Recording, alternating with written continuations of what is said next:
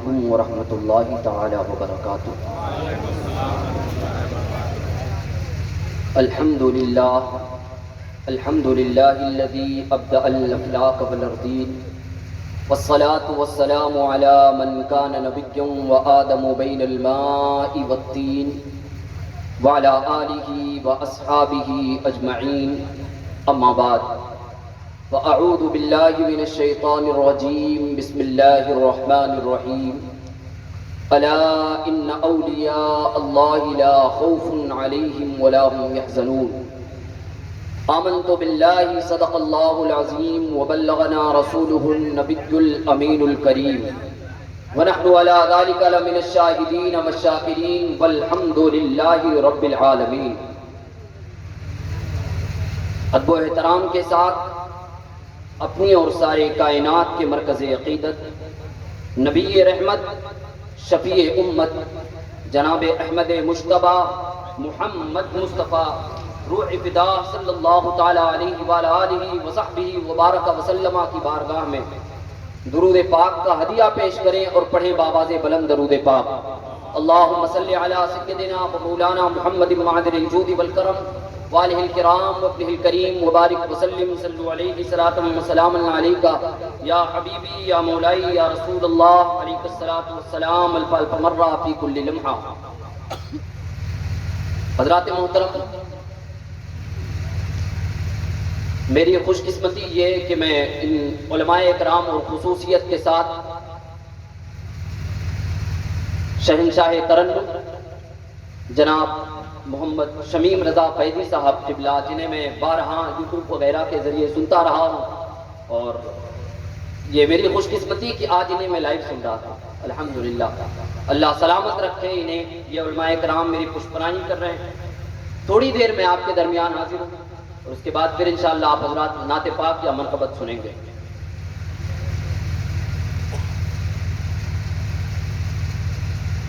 جس عظیم شخصیت کی بارگاہ میں آج خراج محبت پیش کرنے کے لیے ہم حاضر ہیں، اس کے حوالے سے بارہا آپ نے خطاب میں سنے ہوں گے، واقعات سنے ہوں گے، کرامات آپ نے سنی ہوں گی۔ دراصل مزاج یہ تھا کہ گفتگو کچھ دیر میں کروں گا کسی موضوع پر، مگر میرے ایک مشفق استاد قاضی ادارے شریعہ مہاراشٹرا حضرت علامہ مولانا مفتی اشرف رضا صاحب قبلہ دامت برکاتہم العالیہ کے شہزادے، انہوں نے حضرت تیغ علی شاہ رحمۃ اللہ علیہ کے حوالے سے ایک ماہنامے میں کچھ مضامین تھے، انہوں نے مجھے بھیجے۔ جب اس کا مطالعہ میں نے کیا تو مطالعے کے بعد ذہن یہ بنا، پہلے یہ تھا کہ جلسے میں پہنچیں گے، آرام گاہ میں آرام کریں گے، اسٹیج پر جائیں گے، تقریر کریں گے اور واپس آ جائیں گے، مگر اس ماہنامے کے مطالعے کے بعد جو مزاج بنا وہ یہ کہ ایئرپورٹ سے اتر کر پہلے حضرت کی بارگاہ میں حاضری دینی ہے، اس کے بعد جلسے میں حاضر ہونا۔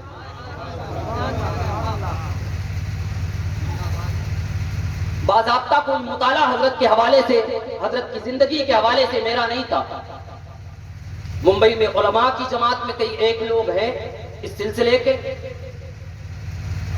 مگر حضرت کے حوالے سے کچھ زیادہ میں نے سنا نہیں تھا یا پڑھا نہیں تھا، مگر یہ کرم تھا میرے محترم کا، انہوں نے جب یہ ماہنامہ ارسال کیا بھیجا اور میں نے اس کا مطالعہ کیا تو میں اس نتیجے پر پہنچا کہ بہار میں جو یہ شخصیت ہے یہ کوئی عام نہیں بلکہ نائب رسول ہے، یہ بڑی عظیم ذات ہے۔ آپ مبارکباد کے لائق ہیں اور یہ آپ کی خوش قسمتی ہے کہ اتنی عظیم شخصیت آپ کے دیار میں ہے، یہ آپ کی خوش قسمتی ہے۔ حضرات محترم، میں نے قرآن مقدسہ کی جو آیت کریمہ پڑھی اس سے آپ کا ذہن بن گیا ہوگا کہ میں گفتگو کیا کرنے والا ہوں۔ اولیاء کی شان بیان کرنے والی بڑی مشہور اور معروف آیت کریمہ ہے یہ، الا ان اولیاء اللہ لا خوف علیہم ولا هم يحزنون۔ مفہوم آیت، اللہ کے ولی جو ہوتے ہیں انہیں نہ کچھ خوف ہوتا ہے نہ کچھ غم ہوتا ہے۔ آپ دیکھیے ہر دور میں ہر زمانے میں اولیاء کرام جو ہیں یہ خیر و برکت کا سبب ہوتے ہیں. ہر دور میں اللہ کے ولی کسی نعمت سے کم نہیں ہوتے ہیں.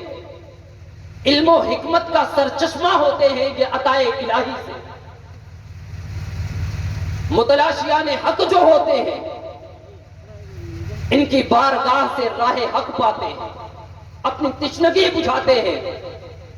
اور یہ مقدس ہستیاں لوگوں کو علم و حکمت کے نور عطا فرماتے ہیں, جہالت کی تاریکی سے نکالتے ہیں, اور اللہ رب العزت کی بارگاہ میں اللہ رب العزت پر ان کا اعتقاد, ان کا بھروسہ, ان کا اعتماد, اور خود اللہ کی بارگاہ میں ان کی شان کا عالم یہ ہوتا ہے کہ اللہ خود ان کے تعلق سے ارشاد فرماتا ہے, الا ان اولیاء اللہ لا خوف علیہم ولا هم یحزنون. جو اللہ کے ولی ہوتے ہیں انہیں نہ کچھ خوف اور نہ کچھ غم ہوتا. حضرات محترم,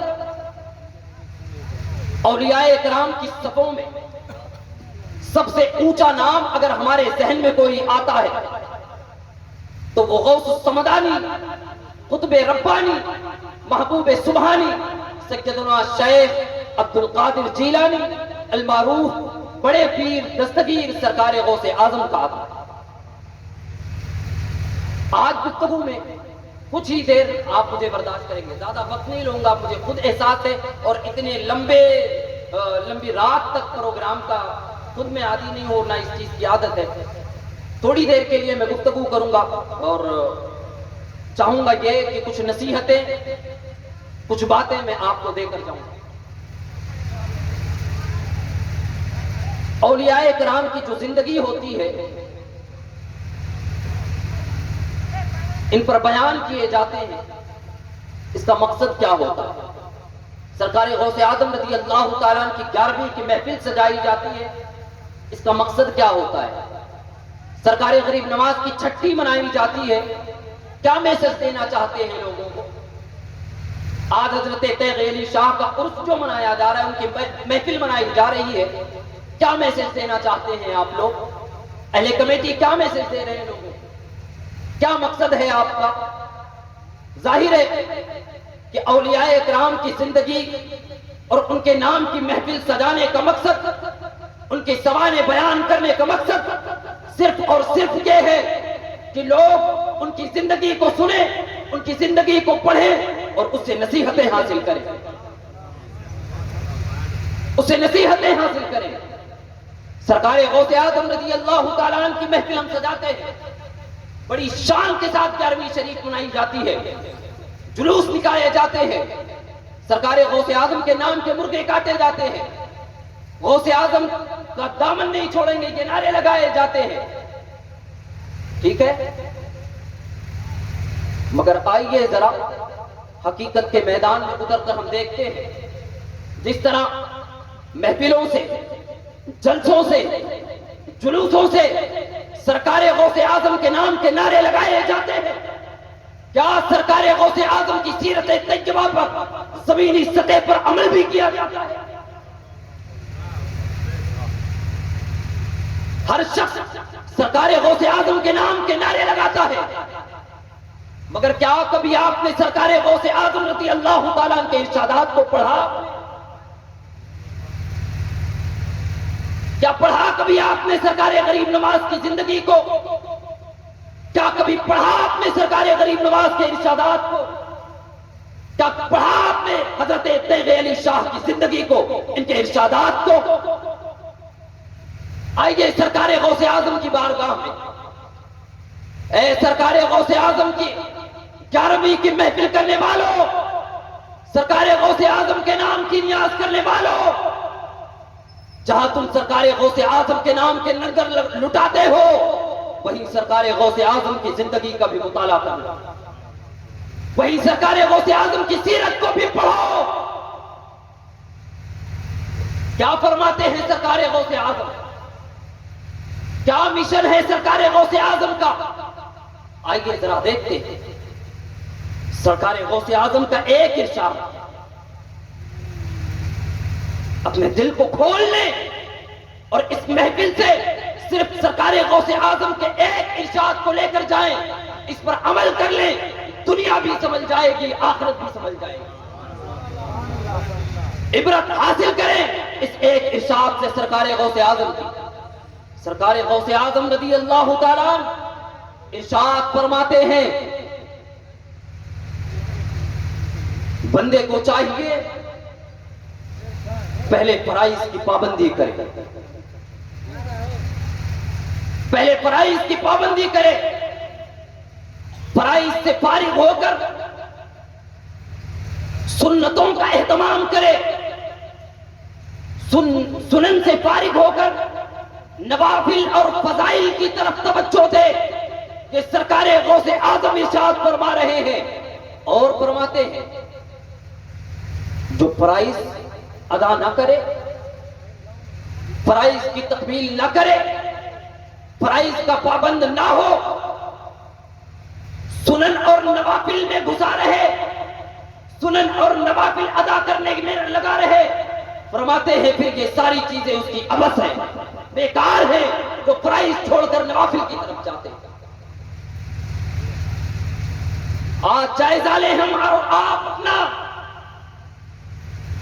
اے سرکار سرکاہی کے عرض کرنے والوں، اس عظیم شخصیت کا پیغام تمہارے لیے کیا تھا، اسے پڑھو پہلے۔ جو علماء بیٹھے ہیں، جو علماء بیٹھے ہیں، سنیں ان سے۔ آج ہماری محفلوں میں ہوتا کیا ہے، ہم محفل میں بیٹھے ضرور ہیں، محفل میں سن ضرور رہے ہیں، مگر ابھی محفل سے جب نکلیں گے، یہاں سے جو علماء نے پیغام دیا، یہاں سے شعراء نے جو عشق رسول کا چام ہمارے دلوں میں اڑیلا، وہ سب کا سب ضائع، ہم نکلے یہاں کے وہاں ہو گئے۔ میں کوئی خطیب نہیں ہوں، تقریر مجھے نہیں آتی ہے، بس چند باتیں جو میری اپنی فکری اور اپنے درد کے حوالے سے ہے وہ آپ کے سامنے رکھنا چاہتا ہوں بس۔ میرے پیارے، سرکار غریب نواز یا سرکار غوث اعظم سے لے کر اپنے اس عظیم ہستی تک جس کے عرس کی محفل آپ منعقد کر رہے ہو، پڑھو ان کی زندگی کو ذرا، دیکھو ان کی زندگی کو، سنو ان علماء سے، اپنے اولیاء اکرام اور علماء اکرام کے حوالے سے۔ سب کچھ ہمارے لیے صرف جلسے اور جلوس نہیں ہے،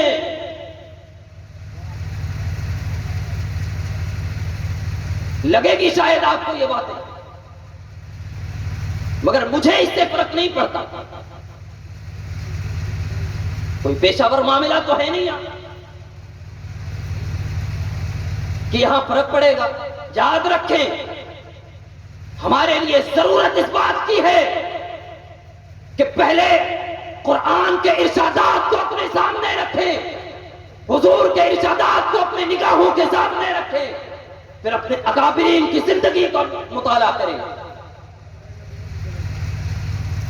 ان پہ عمل۔ کہاں ہے عمل کے میدان میں؟ حضور کے ارشادات کا ہمارے سامنے نہیں ہے؟ کیا ان علماء نے ہمیں نہیں سنایا الصلاۃ عماد الدین، فمن اقامها فقد اقام الدین ومن ترکها فقد ہدم الدین؟ نہیں سنا آپ نے ان علماء سے؟ نماز دین کا ستون ہے، پلر۔ ستون کی اہمیت ایک عمارت میں کیا ہوتی ہے یہ آپ بخوبی جانتے ہیں۔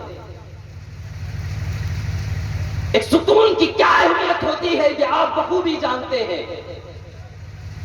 یہ کسی اہرے غیرے کا ارشاد نہیں ہے، یہ مدینے والے آقا کا ارشاد ہے۔ الصلاۃ عماد الدین، نماز دین کا ستون ہے۔ فمن اقامها فقد اقام الدین ومن ترکها فقد ہدم الدین۔ کبھی دل کھول کر آپ نے سنا ان ارشادات کو؟ توجہ ہے آپ کی یا بور ہو رہے ہیں ہماری باتوں سے؟ آپ سن رہے ہیں نا؟ نماز ہمارے لیے کتنی اہم ہے یہ آپ جانتے ہیں، اور حضور کے ارشادات یا قرآن کے ارشادات کی اہمیت ہمارے لیے کیا ہے یہ آپ بخوبی جانتے ہیں۔ اوپر سے لے کر نیچے تک ہمارے اکابرین کی زندگی کے معمولات کیا رہے ہیں، سرکار غوث اعظم کی زندگی کے معمولات کیا رہے ہیں، سرکار غریب نواز کی زندگی کے معمولات کیا رہے ہیں، پھر آپ کے اس عظیم ہستی حضرت تیغ علی شاہ کی زندگی کے معمولات کیا رہے، اسے پڑھے تو ذرا۔ ان کا ارشاد ہے، یہ بیان فرماتے ہیں کہ انسان شریعت کا پابند ہو، انسان شریعت کا پابند ہو تو پھر اس کے لیے دنیاوی راہیں ہموار کر دی جاتی ہیں۔ ان کی زندگی کا مطالعہ کریں آپ، کیا معمولات تھے شب و روز کے ان کے حضرت کے، نمازوں کی پابندی کا کیا معاملہ تھا، ذکر و اذکار کا کیا معاملہ تھا، اللہ کی بارگاہ میں دعا اور استغفار کا کیا معاملہ تھا۔ اس عظیم ہستی کو پڑھیں ذرا۔ آج ہمارے یہاں معاملہ یہ ہے کہ وہ چیزیں جن میں لذتیں ہمیں آتی ہیں انہیں ہم قبول کر لیتے ہیں، اور جن میں مشقتیں ہوتی ہیں انہیں ہم چھوڑ دیتے ہیں۔ نماز ادا کرنے کے لیے صبح فجر میں اٹھنا ہے، مسجد جانا ہے، ظہر میں گھر سے نکلنا ہے، دکانیں چھوڑنی ہے، کاروبار چھوڑنا ہے، مسجد پہنچنا ہے، عصر میں یہی معاملہ، مغرب میں یہی چیز، عشاء میں یہی چیز، شاخ گزرتا ہے ہم پر۔ یہ مزاج یہ بنا ہوا ہے کہ اگر نماز چھوڑ کر ہم گئے کاروبار چھوڑ کر تو پھر گراہک ہمارے جائیں گے، یا پھر ارے کیا ابھی نماز پڑھیں، عمر ہوگی تو پڑھ لیں گے۔ میرے پیارے، یہ جو احکامات اسلام ہیں نا، قرآن و حدیث سے، قرآن میں، حدیث میں، یا پھر ہمارے اکابرین کی زندگیوں سے جو درس ہمیں ملا ہے نا، یہ وہ ہے جو صراط مستقیم ہے، جو فلاح اور نجات کا اصل راستہ ہمارے لیے ہے۔ اس سے ہٹے تو پھر گمراہیت کے دلدل میں پھنسیں گے، اس سے ہٹے تو دنیا کی نگاہوں میں ذلیل و رسوا ہوں گے، اس سے ہٹے تو ہر جگہ مارے جائیں گے۔ آپ خود بتائیں نا کہ قدرتی طور پر جو چیز پیدا کی جاتی ہے، منشاء الہی جو ہوتی ہے، جو چیز جس فطرت پہ پیدا کی جاتی ہے، جب تک وہ اپنی فطرت پر ہوتی ہے سلامت رہتی ہے، جیسے ہی اپنی فطرت سے وہ ہٹتی ہے ہلاک اور برباد کر دی جاتی ہے، پھر وہ کسی کام کی نہیں رہ جاتی۔ ہمارا مقصد کیا تھا دنیا میں آنا؟ ہم بھیجے کیوں گئے دنیا میں؟ قرآن کی آیت سنا آپ نے، وَمَا خَلَقْتُ الْجِنَّ وَالْإِنسَ إِلَّا لِيَعْبُدُونَ، ہم نے انسان اور جنات کو اپنی عبادت کے لیے پیدا کیا۔ مقصد حیات ہمارا اللہ کی عبادت تھا۔ آج ہم دنیا کے لہو و لعب میں، دنیا کی رنگینیوں میں کھو گئے۔ دنیاوی چیزیں ہمیں لذت دیتی ہیں، مگر علماء کی بارگاہ سے جڑ کر رہنا، ان کی بارگاہ میں آ کر بیٹھنا، ان سے علم دین سیکھنا، ان کی بارگاہ سے اکتساب فیض کرنا، یہ ہم سے نہیں ہوتا۔ میرے پیارے، آج جو حالات ہمارے نگاہوں کے سامنے ہے، آج جو ماحول ہمارے نگاہوں کے سامنے ہے، جس طرح مسلمانوں پر زمینیں تنگ کی جا رہی ہیں، آپ دیکھیں نا ذرا کس طرح یہ حکومتیں کام کر رہی ہیں، کس طرح مسلمانوں پر زمینیں تنگ کی جا رہی ہیں پورے ہندوستان میں۔ آپ دیکھ رہے ہیں ظلم و بربری کے ڈھائے جا رہے ہیں ہم پر، مگر باوجود اس کے کہ نہ ہمارے پاس کوئی منظم طریقہ ہے، نہ ہمارے پاس کوئی ایسی جماعت ہے جو ہمیں متحد کر کے ایک پلیٹ فارم پہ کھڑی کر دے۔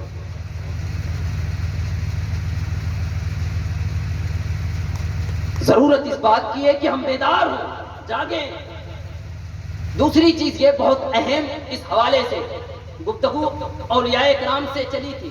اولیاء کرام وہ ہیں جو حضور اکرم صلی اللہ تعالی علیہ وسلم سے فیض اور نور لیتے ہیں اور امت میں تقسیم فرماتے ہیں۔ اب یہ اولیاء کرام جو ہیں، علماء، اولیاء، علماء بولے تو اولیاء کرام ہیں، کیونکہ جو عالم دین ہوگا وہ ولی ہی ہوگا، سنت کا پابند، حضور کی شریعت کا پابند ہوگا، احکام الہیہ کا پابند ہوگا، اور ولی کے لیے شرط بھی یہی ہے نا، یہ حضور کی بارگاہ سے نور لیتے ہیں، حضور کی بارگاہ سے فیض لیتے ہیں، عوام میں تقسیم فرماتے ہیں۔ انبیاء کرام کا دور ختم ہوا، حضور خاتم النبیین، اب جو سلسلہ چلنے والا تھا حضور کے بعد سے وہ انہی علماء کرام اور اولیاء کرام کی جماعت سے چلنا تھا۔ اور یہ علماء کرام بڑی محنت کے ساتھ الحمدللہ آج جو اسلام ہم تک پہنچا ہے نا، ان علماء کی ہی برکت، ان علماء کی ہی محنت ہے جو اسلام ہم تک پہنچا ہے۔ اب دور حاضر میں اگر آپ دیکھیں گے علماء کرام سے بیزاری ایسی عوام کی، علماء سے دوری ایسی، اور پھر یہ بڑا منظم طریقہ رہا ہے غیروں کا ہمارے دلوں سے علماء کی اہمیت کو نکالنے کا، ہے نا۔ اصل لیڈر ہمارے جو ہے نا، یہ سیاسی میدان میں کھیلنے والے لوگ ہمارے لیڈر کبھی نہیں ہو سکتے، یہ ہمارے لیڈر ہیں ہی نہیں۔ ہمارے لیڈر تو یہ علماء کرام ہیں، ہماری رہبری کرنے والے تو یہ علماء ہیں۔ مگر جب غیروں نے دیکھا نا کہ یہ صحیح سمت میں جا رہے ہیں، کبھی ان کی رہبری سرکار غوث اعظم کر رہے ہیں، کبھی ان کی رہبری سرکار غریب نواز کر رہے ہیں، کبھی ان کی رہبری خواجہ نظام الدین اولیاء کر رہے ہیں، کبھی ان کی رہبری حضرت بابا بہاؤالدین اصفہانی کر رہے ہیں، کبھی ان کی رہبری حضرت مخدوم ماہوی کر رہے ہیں، کبھی ان کی رہبری حضرت تیغ علی شاہ کر رہے ہیں، تو پھر ان لوگوں نے، غیروں نے ایک منصوبہ بند طریقے سے علماء کی اہمیت کو ہمارے دلوں سے نکالنے کی کوشش کی۔ بہت حد تک یہ کامیاب تھی، بہت حد تک یہ کامیاب ہے۔ علماء کی بارگاہ سے آج ہمارا ربط رہا ہی نہیں ہے۔ بتائیں آپ کتنا وقت نکالتے ہیں کسی عالم کی بارگاہ میں بیٹھنے کے لیے؟ یا کب آپ اس نیت سے اپنے گھر سے نکلتے ہیں کہ آج امام صاحب کی بارگاہ میں بیٹھ کر کچھ سیکھنا ہے، امام صاحب کی بارگاہ میں بیٹھ کر کچھ پڑھنا ہے، دین کی کچھ باتیں سننی ہے؟ نکلتے ہیں آپ؟ ہفتہ، 15 دن، مہینے، 2 مہینے، کبھی اس نیت سے اپنے گھر سے نکلے آپ؟ اگر نکلے ہیں تو جلسوں کے لیے ضرور نکلے۔ کسی عالم کی بارگاہ میں بیٹھ کر علم دین سیکھنے کی نیت سے آپ گئے، یا کسی عالم کو اس طرح اہمیت دی کہ آپ کا امام مسجد سے نکل رہا ہو، راستے میں کھڑے ہو تو راستہ چھوڑ کر کھڑے ہو گئے ہو، ہمارا امام آ رہا ہے؟ کوئی عالم دین آپ کے سامنے سے گزر رہا ہو تو دوڑ کر استقبال کیا ہو، ہاتھوں کو چوم لیا ہو؟ نہیں، یہ چیزیں آج ہم نے نہیں پائی جاتی۔ عالم صاحب ہیں، ہاں بس عالم صاحب ہو کے گزر رہے ہیں، ختم بات۔ میرے پیارے، ضرورت اس بات کی ہے کہ ہم سیاسی لوگوں کے پیچھے نہ بھاگیں، بلکہ اپنے علماء کو اپنا رہبر بنائیں، اپنے علماء کی بارگاہ میں آئیں اور ان سے مشورے کریں، اپنے ذاتی معاملات میں بھی، اپنے دنیاوی معاملات میں اور دینی معاملات میں بھی۔ آپ چاہتے ہیں عزت و وقار، صحیح سمت طے کرنا اگر آپ چاہتے ہیں تو ان علماء کی بارگاہ سے ہی ہمیں جڑنا ہوگا۔ حضرت تیغ علی شاہ رحمۃ اللہ ایک شخصیت، پھر اس کے شاہد آپ بھی ہیں کہ تنہا ایک شخصیت نے کتنوں کو دیوانہ بنا دیا۔ ایک شخصیت ہے۔ آپ کا کیا رشتہ ہے حضرت سے؟ حضرت تیغ علی شاہ رحمۃ اللہ علیہ سے کیا رشتہ ہے آپ؟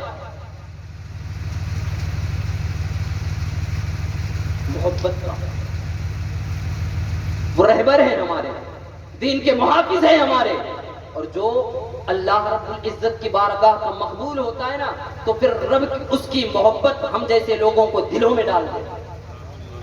آج جو آپ ان کی محفل میں بیٹھے ہیں نا، یہ اللہ کی طرف سے ودیعت کی گئی ہے آپ کے دلوں میں حضرت تیغ علی شاہ رحمۃ اللہ علیہ کی محبت. میں نے جہاں حضرت تیغ علی شاہ رحمۃ اللہ علیہ کے حوالے سے پڑھا، وہاں کچھ چیزیں یہ کہ کسی عالم دین، کسی مسجد کے امام، کسی استاد کی کوئی تحریر ہوتی تو بات سمجھ میں آتی. دیکھیں اللہ رب العزت کی بارگاہ کا جب کوئی مقبول بندہ ہوتا ہے نا تو اللہ نیچے سے اوپر تک ہر کسی کے دل میں اس کی محبت ڈال دیتا ہے. علامہ ارشد القادری رحمۃ اللہ علیہ، یہ کون شخصیت ہے آپ جانتے ہیں بخوبی، اہل سنت پر احسان ہے، محسن ہے ہمارے یہ. حضرت علامہ ارشد القادری علیہ الرحمہ اللہ ان کے مرقد انور پر کروڑوں رحمتیں نازل فرمائے. آپ نے حضرت تیغ علی شاہ رحمۃ اللہ علیہ کے حوالے سے پورا مضمون تحریر فرمایا. اور قلم کے بادشاہ تھے نا یہ، جب یہ قلم چلاتے تھے تو جملے خود ان کی بارگاہ میں آ کر زانوئے ادب طے کرتے تھے. حضرت نے ایسے ایسے جملے ارشاد فرمائے حضرت تیغ علی شاہ رحمۃ اللہ علیہ کے حوالے سے، اور پھر اس میں نا کچھ نام حضرت نے نوٹ فرمائے ہیں اس مضمون میں پڑھ رہا تھا. اس درمیان جب میں نے دیکھا کہ حضرت نے کچھ وہ نام گنائے ہیں جو واقعی پڑھنے کے بعد پھر یہ سمجھ میں آتا ہے کہ حضرت تیغ علی شاہ رحمۃ اللہ علیہ کوئی عام شخصیت نہیں بلکہ وہ شخصیت تھی جس کے لیے اللہ رب العزت نے فرشتوں سے دنیا میں ندا کروائی. اے فرشتوں ندا کرو، تیغ علی سے ہم محبت کرتے ہیں، تم بھی محبت کرو. یہ کوئی مبالغے والی بات نہیں ہے، بلکہ جو علماء بیٹھے ہیں پوچھ لیں. یہ علماء ہیں حضرت کی زندگی کا ایک ایک لمحہ سنت و شریعت کا پابند تھا. حضرت علامہ ارشد القادری رحمۃ اللہ علیہ نے کئی ایک نام نوٹ فرمائے ہیں. ان ناموں میں ایک عظیم نام بھی ہے، اور وہ نام ہے ہم شبیہ غوث اعظم شہزادہ اعلی حضرت سرکار مفتی اعظم عالم رضی اللہ تعالیٰ عنہ کا. حضرت علامہ ارشد القادری فرماتے ہیں حضرت تیغ علی شاہ رحمۃ اللہ علیہ وہ ذات ہیں جن کے تعلق سے سرکار مفتی اعظم رضی اللہ تعالیٰ عنہ یہ فرماتے ہیں کہ حضرت تیغ علی شاہ رحمۃ اللہ علیہ کوئی عام شخصیت نہیں بلکہ یہ چلتی پھرتی ایک ولی کی تصویر ہے، ایک عظیم ذات ہے. انہیں دیکھ کر خدا یاد آتا ہے. کئی ایک جملے تھے، جملے کی ترتیب میرے ذہن میں نہ رہی، میں مفہوم عرض کر رہا ہوں. سرکار مفتی اعظم فرماتے ہیں یہ ولی ہے یہ. اب سرکار مفتی اعظم رضی اللہ تعالیٰ کون ہے، اور پھر ان کا یہ ارشاد اور لوگوں کو تو چھوڑیں، سرکار مفتی اعظم رضی اللہ تعالیٰ عنہ کی بات بھی نہ کریں. حضرت علامہ ارشد القادری رحمۃ اللہ علیہ ہی کافی ہے کہ انہوں نے یہ تحریر فرمائے ان کے حوالے سے. نام جو گنائے سرکار مفتی اعظم رضی اللہ تعالیٰ عنہ، صدر الافاضل علامہ نعیم الدین مراد آبادی علیہ الرحمہ، اس کے علاوہ حضرت ملک العلماء علامہ ظفر الدین بہاری رحمۃ اللہ علیہ، ان کے علاوہ کئی ایک نام حضرت نے حضرت تیغ علی شاہ رحمۃ اللہ علیہ کے معتقدین میں گنائے. بڑی عظیم ذات ہے. اہل بہار آپ خوش قسمت ہیں کہ اتنی عظیم شخصیت آپ کے درمیان ہے، اتنی عظیم شخصیت آپ کے درمیان ہے. اس عظیم بارگاہ کے فیوز و برکات کو لیں، ان کے ارشادات کو پڑھیں، ان علماء کی بارگاہ سے جڑ جائیں. خدا را اگر آپ چاہتے ہیں عزت و وقار، آپ چاہتے ہیں کہ دنیا میں نام رہے، تو ان علماء کی بارگاہ سے جڑنا ہی ہوگا.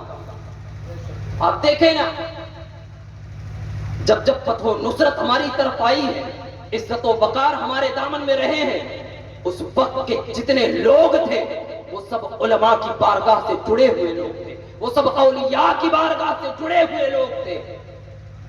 آج ہمارا رشتہ ان علماء کی بارگاہ سے نہ رہا، آج ہمارا رشتہ اولیاء کی بارگاہ سے نہ رہا، لہذا اپنے رشتے کو ان علماء کے قدموں سے جوڑے، اپنے رشتے کو اولیاء کرام کے قدموں سے جوڑے۔ ان کی بارگاہ میں جب آپ آئیں گے نا تو بے شمار برکات آپ کو ملیں گی، بے شمار فیوز و برکات آپ کو ملیں گے۔ کہا گیا نا کہ اگر آپ کوئلے کے یہاں جائیں گے، کھدان میں جائیں گے نا تو کہیں نہ کہیں داغ لے کر آ جائیں گے، وہاں سے کہیں دامن میں لگ جائے گا، کہیں کچھ نہ کچھ تو لگ ہی جائے گا۔ اور جب عطار کے ہاں آئیں گے، وہ عطر دے نہ دے، خوشبو لگائے نہ لگائے آپ کو، مگر ضرور اپنے ذہن و دماغ میں اور اپنے پاسے میں اس کی خوشبو محسوس کر کے وہاں سے آپ کو۔ لہذا علماء وہ ہیں جو عطار ہیں، ان کی بارگاہ میں آ کر بیٹھا کریں، ان کی بارگاہ میں آ کر زانوئے ادب طے کریں، کچھ ملے نہ ملے آپ کی آخرت تو ضرور یہ سوال کریں۔ کوئی تقریری فن میرے پاس نہیں ہے، یہ عالم بھائی ہمارے بیٹھے ہوئے بہت انہوں نے کوشش کی تو میں راضی ہوا، ورنہ جلسوں میں تقریر کرنا، خطاب کرنا یہ اپنا کام نہیں ہے۔ بس ان کی محبت سے اور حضرت کے حوالے سے جب میں نے پڑھا تو دل کیا کہ حضرت کی بارگاہ میں حاضری ہو جائے، بس اس لیے حاضری ہوئی ہے، ورنہ تقریر آپ خود دیکھ رہے ہوں گے میں کیا بیان کس طرح بیان کر رہا ہوں۔ جو خطیبانہ انداز ہوتا ہے وہ خطبہ تھے جن کی تقریر آپ نے سن لی، جن کی تقریر آپ نے سن لی۔ میں تقریر کی نیت سے یا کسی اور حوالے سے نہیں حاضر، بس یہ کہ ان علماء کی زیارت ہو جائے اور اس عظیم بارگاہ میں حاضری میری ہو جائے، ہے نا؟ تو بس میرے طرف سے آپ کے لیے جو پیغامات ہیں، میں ادب کے ساتھ آپ کی بارگاہ میں یہ عریضہ پیش کر رہا ہوں۔ میرے پیارے، دور بڑا پرفتن ہے، حالات بڑے نازک ہیں، ضرورت اس بات کی ہے کہ ہم علماء سے جڑیں، علم دین سیکھیں، اپنے بچوں کو دین کی تعلیم دیں۔ حضرت تیغ علی شاہ رحمۃ اللہ علیہ کے اس محفل سے یہ پیغام لے کر آپ جائیں۔ خود حضرت کا بھی یہی مشن تھا نا، اس لیے حضرت نے دارالعلوم قائم کیا۔ خود حضرت کا یہ مشن تھا، آپ پڑھیں حضرت کی زندگی کو، حضرت کی خواہش تھی ادارے قائم ہو، تعلیم عام ہو، بڑی کوششیں حضرت نے اس حوالے سے فرمائی۔ لہذا اگر آپ حضرت کے ماننے والے ہیں تو ضرورت اس بات کی ہے کہ آپ بھی علم دین حاصل کریں، تعلیم حاصل کریں۔ تعلیم ایک بہت ہی بڑا ہتھیار آپ کے لیے ہے، یہ سمجھ جائیں۔ اگر تعلیم نہیں ہے تو عزت و وقار کے معاملات بھی ہمارے نہیں ہوں گے۔ آج پوری دنیا میں دیکھیں، سب سے پسماندہ طبقہ، سب سے نچلی سطح پہ کوئی قوم ہے تو وہ ہماری قوم آتی ہے۔ لہذا اپنے بچوں کو دینی تعلیم دیں، علم دین سکھائیں، دنیاوی تعلیم دیں۔ ایک وقت کم کھائیں، آپ ایک وقت کا کھانا کم کھائیں، اپنے بچوں کو تعلیم دیں۔ پرانے کپڑے پہنیں، اپنے بچوں کو تعلیم دیں۔ کہیں آنا جانا کم کریں، اپنے بچوں کو تعلیم دیں۔ ضرورت اس بات کی، دیندار معاشرہ بنائیں، اپنے اطراف دینی ماحول پیدا کریں، اپنے گھروں میں دینی ماحول پیدا کریں، اپنے بزرگوں کی زندگیاں پڑھا کریں اور سنا کریں، اس سے برکتیں ملتی ہیں۔ پڑھیں سرکار حضرت تیغ علی شاہ رحمۃ اللہ علیہ کی زندگی کو، اپنے بچوں کو سنائیں ان کی زندگی، کیا معمولات تھے، وظائف کے کیا معاملات تھے، راتوں میں شب بیداری کے کیا معاملات تھے، دن میں کس طرح حضرت نمازوں کا اہتمام فرماتے تھے، عبادات کا اہتمام فرماتے تھے، مریدوں کے درمیان ہوتے تھے تو کس طرح ہوتے تھے۔ ایک ایک لمحہ اگر آپ غور کریں گے تو صرف اور صرف حضور کی سنت کو عام کرنے میں گزرا، لوگوں کو سدھارنے میں گزرا ہے، لوگوں کی اصلاح کرنے میں گزرا ہے۔ تو جب ہمارے محسن، ہمارے اکابرین، ہمارے اسلاف کا یہ طریقہ رہا ہے کہ وہ دین کی خدمت کرتے رہے اپنی پوری زندگی، تو کیا ہم پر یہ فرض نہیں بنتا ہے کہ دین کے لیے ہم بھی کوشش کریں؟ ان کے بنسبت ہم کام نہیں کر سکتے، مگر اتنا تو ضرور کر سکتے ہیں کہ اپنے گھروں میں دینی ماحول پیدا کر سکتے ہیں، اتنا ضرور کر سکتے ہیں کہ اپنے بچوں کو دینی تعلیم دے سکتے ہیں، اتنا ضرور کر سکتے ہیں کہ اپنے گھروں کی عورتوں کو نمازوں کا پابند کر سکتے ہیں، اتنا ضرور کر سکتے ہیں اپنے بھائیوں کو نماز کا پابند کر سکتے ہیں، بالکل کر سکتے ہیں۔ ہر شخص اتنا اثر تو ضرور رکھتا ہے کہ کوئی ایک شخص اس کی بات مانتا ہو۔ متفق ہیں آپ اس بات سے؟ ہر شخص یہاں سے لے کر وہاں تک جتنے بیٹھے ہیں آپ حضرات، ہر شخص اتنا ضرور اثر رکھتا ہے کہ کوئی ایک شخص اس کی بات مان لے، اس ایک شخص کو آپ تعلیم دیں، اس ایک شخص کو نماز کی دعوت دیں، اس ایک شخص کو سنت رسول کی دعوت دیں۔ اگر اس ایک شخص نے بھی عمل کر لیا، رب کی بارگاہ میں مقبول رہا ہو، تو آپ کے لیے بھی وہ ثواب کا ذریعہ بن جائے گا، آپ کے لیے بھی وہ بخشش کا ذریعہ بن جائے گا۔ اللہ رب العزت ہمیں عمل کی توفیق عطا فرمائے۔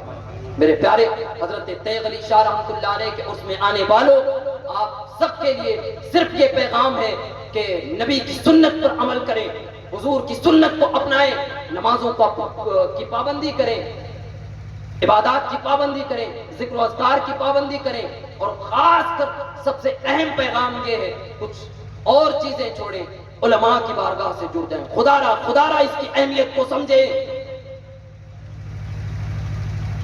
یہ بہت اہم بات ہے۔ آج ہم نے اہمیت ہی نہیں دی نا اس طبقے کو، بس ہاں مولانا صاحب ہیں، تقریر کریں گے، نماز ہماری مسجد میں پڑھائیں گے، بس بچوں کو تعلیم دیں گے۔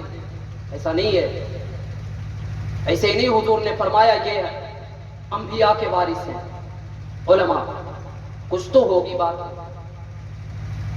اب دیکھیں حضور کے زمانے سے لے کر آج تک دیکھ لیں آپ، اگر کسی نے ہمارے ایمان کی حفاظت کی ہے، اگر کسی نے اسلام پر بات آئی ہے تو آگے بڑھ کر اسلام کا دفاع کیا ہے، تو یہ علماء اکرام ہی ہیں، یہ سیاسی لوگ نہیں ہیں، یہ تو صرف اپنی روٹی سیکتے ہیں سیاسی۔ اور ہم بھی کتنے نادان ہیں نا، جب ہمارے مسائل آتے ہیں تو جو ہمارے دشمن ہیں انہی کے پاس آتا ہے۔ یہ صرف اپنی سیاسی روٹی سیکنے والے لوگ ہیں۔ میرے پیارے، اس طرف نہ جائیں، بلکہ آپ متحد ہوں، اپنے علماء کو مضبوط کریں۔ میں بتاؤں آپ کو، اگر آپ اپنے ایک گاؤں کی مسجد کے امام صاحب کو اپنا لیڈر چن لیں، یہ ذہن میں رہے بات، اگر آپ حضرات مل کر پورا گاؤں متحد ہو کر اپنے امام صاحب کو اپنا لیڈر چن لیں، خدا کی قسم کہتا ہوں میں کہ آنے والے چند دنوں کے بعد اپنے پورے گاؤں میں آپ بدلاؤ دیکھیں گے، پورے گاؤں میں آپ بدلاؤ دیکھیں گے، انقلاب دیکھیں گے۔ مگر ہوتا یہ ہے نا کہ ہم امام صاحب کو رکھ لیے، بس 10,000 روپے پگار پکڑو، یہ کام کرنا ہے مولانا صاحب۔ یہ چیزیں ہیں حضرت، جی ہاں حضرت، بس آپ یہیں تک محدود ہو، مسجد میں نماز پڑھاؤ، بچوں کو پڑھاؤ آپ، بس خدا را جاگیں، بیدار ہو اور یہ ذہن بنائیں۔ میں آپ کو یہ بات بتا دوں، یہ وہ طبقہ ہے نا، وہ طبقہ ہے جو صرف اور صرف آپ کی محبت، آپ کی توجہ، یہ صرف اگر اس کی طرف ہو جائے، خدا کی قسم آپ کے ایمان کا ضامن یہ بنے گا۔ اب آگے تو آئیں، متحد تو ہوں، جڑے تو آپ ان سے، ان کی عزت و وقار کو تو سمجھیں آپ۔ نبی نے انہیں وارث کہا ہے انبیاء کا، مگر افسوس یہ ہوتا ہے نا کہ ہم نے امام صاحب کو اہمیت ہی نہیں دی، تو جب وہ معاملات، ان کے گھریلو معاملات، دیگر معاملات ان کے ساتھ جڑے ہوئے ہیں نا، تو پھر حضرت بھی یہی کرتے کہ نماز پڑھا رہے، بچوں کو پڑھا رہے، بیٹھے ہوئے ہیں۔ آپ آئیں نا آگے، بڑھیں نا آپ آگے، خدا کی قسم کہہ رہا ہوں میں، اگر آپ دلچسپی کے ساتھ اپنے امام کی حوصلہ افزائی کریں، ان سے جڑیں، اپنے معاملات میں ان سے مشورے کریں، اپنے معاملات ان کے پاس لے کر آئیں فیصلے کے لیے، خدا کی قسم کبھی آپ کے گاؤں میں تفرقہ نہیں ہوگا، کوئی مسئلہ نہیں کھڑا ہوگا آپ کے گاؤں میں، اور انشاءاللہ پورا گاؤں ترقی کرے گا، پورا علاقہ ترقی کرے گا۔ آپ جڑے تو علماء کی بارگاہ سے، آئے تو ان علماء اکرام کی بارگاہ میں، ان کی اہمیت کو سمجھے۔ کئی ایک جگہ ایسی بھی ہے جہاں علماء کی بڑی قدر کی جاتی ہے. گجرات کا ایک علاقہ جام نگر، وہاں حاضری ہوئی ایک بار، جلسے کے حوالے سے نہیں، بس ایسے ہی جانا ہوا. چھوٹا سا ایک شخص، کوئی نام نمود نہیں، کچھ کوئی جاننے والا نہیں ہے، بس یہ کہ میں ایک حافظ قرآن، ایک عالم ہوں بس. مسجد میں نماز ادا کی. نماز ادا کرنے کے بعد جب مسجد کے باہر میں نکلا تو اطراف میں لوگ بیٹھے ہوئے تھے، سڑکوں کے دونوں طرف لوگ بیٹھے ہوئے تھے، سر پر ٹوپی، جس پر لباس ایک عالم سا. جب راستے سے نکلا تو لوگوں نے یہ نہ پوچھا کہ آپ کون ہیں، کیا ہیں. خدا کی قسم بتا رہا ہوں، دونوں طرف بیٹھے ہوئے لوگ خود بخود کھڑے ہو گئے. ادب میں، احترام میں. کوئی بڑا نام نہیں ہے سہیل احمد نظامی، کوئی جاننے والا نہیں ہے، مگر حافظ قرآن، عالم دین کی جو اہمیت ہے وہ میں بتا رہا ہوں آپ کو، کہ آپ بھی یہ کیا کریں. جب آپ کے علماء آپ کے سامنے سے گزرے تو ادب سے کھڑے ہو جایا کریں. جب آپ کا امام آپ کے سامنے سے گزرے تو ادب سے کھڑے ہو جایا کریں، اور عام لوگوں کی طرح ان سے گفتگو نہ کیا کریں، عام لوگوں کی طرح ان سے کلام نہ کیا کریں، بلکہ ادب سے ان کے سامنے ہاتھ باندھ کر کھڑے ہوں اور گفتگو کریں. یہ آپ کے امام ہیں. ارے غور تو کریں ذرا، کہاں کیا کرتے ہیں یہ آپ کے لیے. رب کی بارگاہ میں آپ کی وکالت کرتے ہیں، معمولی بات ہے یہ. میرے پیارے، ان کی اہمیت کو سمجھیں، علماء کی اہمیت کو سمجھیں، ان کی بارگاہ میں آئیں، ان سے جڑیں اور ان کا ادب اور احترام کریں. انشاءاللہ دنیا بھی یہ آپ کی سنواریں گے اور آخرت بھی آپ کی سنوار دیں گے. اللہ رب العزت ہمیں عمل کی توفیق عطا فرمائے. اللہ رب العزت حضرت تیغ علی شاہ رحمۃ اللہ علیہ کی برکتیں ہم سب کو عطا فرمائے. اللہ رب العزت آپ سب کو سلامت رکھے، ان علماء کو سلامت رکھے. اللہ شمیم رضا فیضی صاحب قبلہ، اور آپ نے ماشاءاللہ بہت پیارا کلام پڑھا، بہت دل خوش ہوا. تھکان بڑی کافی تھی، ہمت نہیں تھی بیٹھنے کی، مگر شمیم صاحب قبلہ اور اس کے علاوہ جو احباب اللہ تھے، مصطفیٰ صلی اللہ علیہ وسلم پڑھنے والے تھے، انہیں سن کر دل باغ باغ ہو گیا. اللہ رب العزت ان کی آوازوں کو سلامت رکھے، ان کے مقبولیت میں اللہ اور اضافہ فرمائے. ان علماء اکرام کی قدموں کی برکتیں اللہ ہم سب کو عطا فرمائے. آپ سب کے لیے صرف یہی پیغام، علماء کی بارگاہ سے جڑ جائیں، اپنے بچوں کو دین کی تعلیم دیں، دین سے جڑے رہیں، انہیں اپنا امام مانے. امام